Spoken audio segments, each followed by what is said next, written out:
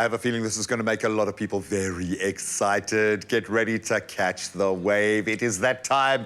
Join us as we delve into the thrilling world of surfing with some top competitors gearing up for the Cape Town Surf Pro. And we're about to explore some of the excitement and what it means, these back-to-back events shaping the 2023-24 World Surf League Africa season. And it's going to be a hot one. Most of the surfers making waves on the international stage, and two of them are here right now. Joining us are pro surfers Louise Lapront and Luke Thompson. Welcome, guys. I'm sure at this time of the day you would be much rather preparing to go out in the water, so we appreciate the fact that you're here for us.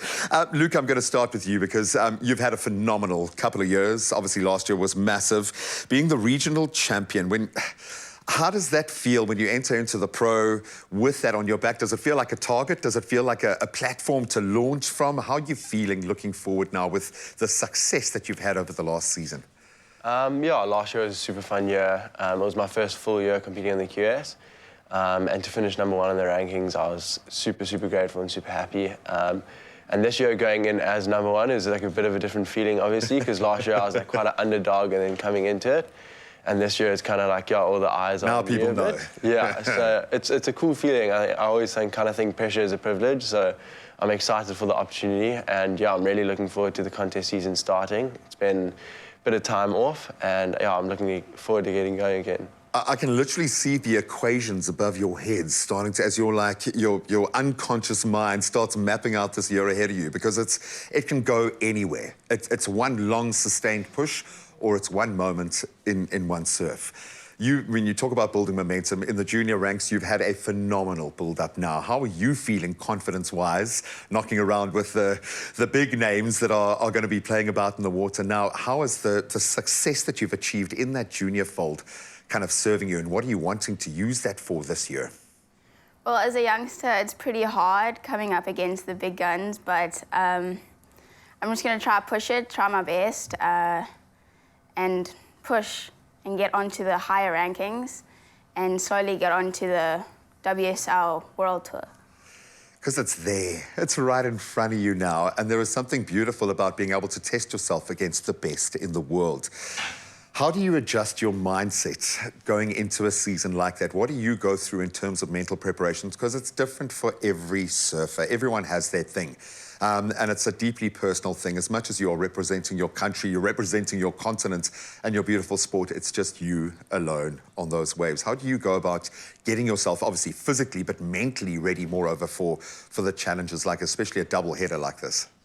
Yeah, for me, it's a lot of prep at home. That's kind of where you're comfortable, so it's where you can get your most work done.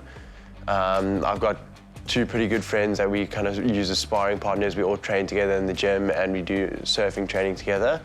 And that helps a lot with added confidence and added boost, because obviously if your surfing's feeling good, then your mind's feeling good.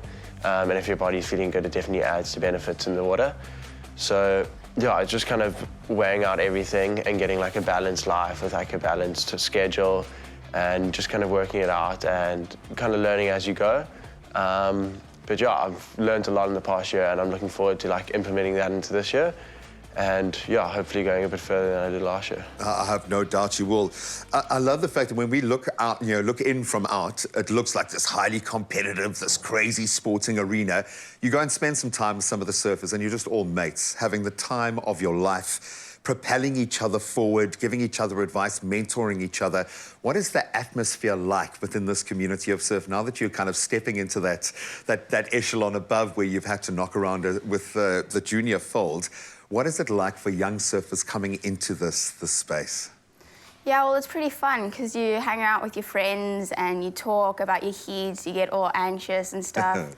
But as you hit the water, you go into competition mode and then you just take over. It just clicks, and we love to see it. And I love the fact that we're going to have literally a front row seat to watch this with the likes of Joe Kennedy, these big names coming out.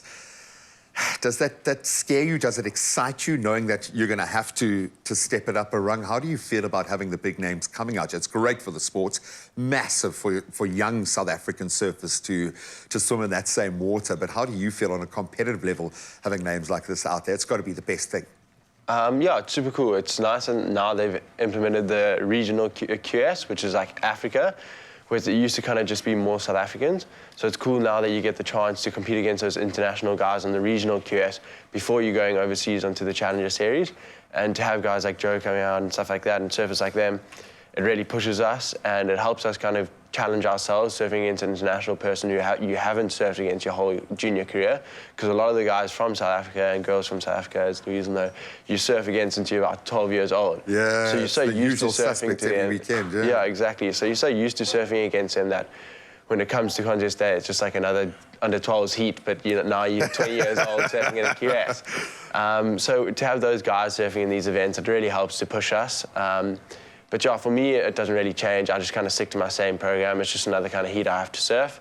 So I just focus on what I have to do, and then, yeah. And hopefully just enjoy it, because these are moments that don't come often. A lot of surfers don't get to plug in at this level, so it's a beautiful thing.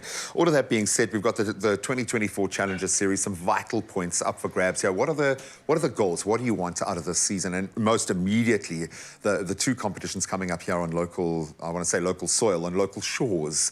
What are the goals for this year, Louise?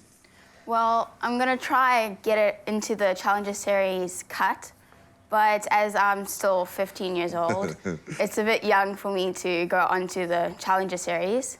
So it'll be a pretty cool experience to hit the Challenger Series, but I don't exactly want to get there soon and focus on my schoolwork now. 100%. Manage your expectations, and it's there. It's always going to be there. Probably dragging your mind out of the classroom just a little bit, but it's okay. We're going to manage those. So we're going all the way. Surely this year, after what you've proven you can do, now that you've got the opportunity, what are the goals for you this year? Yeah, this year I've definitely set some new goals. Last year I was super focused on learning. It was my first full year on the QS, so I just kind of wanted to experience everything, enjoy it, and learn through the process. And this year, now that I've learned, I really want to take my goals high, aim for qualifying for the CT, try to win a couple QS and Challenger Series events on the way to it, and hopefully try to get an opportunity to qualify for the Olympics. Yes, now your head is nodding. I absolutely love the van. And about time. What beaches do you generally find yourself and call home? Well, we live in Skopje, about an hour away from Durban. But we've been traveling around South Africa doing a whole lot of junior contests and getting into our heats again. And we're blessed because we've got so many different kind of arenas to test yourself in here. Where's hometown for you? Well, I grew up in Durban. That's where I learned to surf. And yeah, it definitely helped me. And now I'm living in Cape Town. And it's definitely a bit of a change because of the cold water and a couple, I'm sorry, dude. couple of things that I had to get used to. But luckily I got a Neil's wetsuit that kind of keep me warm and dialed in. But my main beach is Londano, which is actually kind of the coldest beach in Cape Town. That's crazy. But it's a super tricky wave to surf, and it actually kind of helps me because if I can learn how to adapt and surf that wave, then when I go to other places, it kind of gets a lot easier. So it's cool. The difference between Cape Town and Durban is huge because Durban's a straight coastline and Cape Town's like a bunch of zigzags. The opposite, yeah. My mind still gets confused on the directions. But it's cool because it opens up a lot of different opportunities and waves and stuff like that.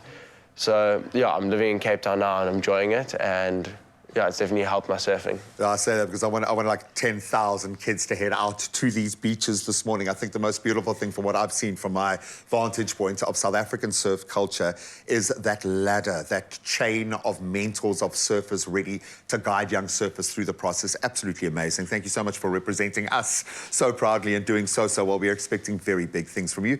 Just slowly does it. Dude, we know what you can do. So just go out there and conquer. Slay this year. Thank you. Opportunities to see some of the best surfers in the world plying their trade here in South Africa, but of course an opportunity to see South African surfers in this moment of becoming, and it's going to be a big year for Surf SA. Why? Because there's a little carrot of the Olympics in the future, and we absolutely love it.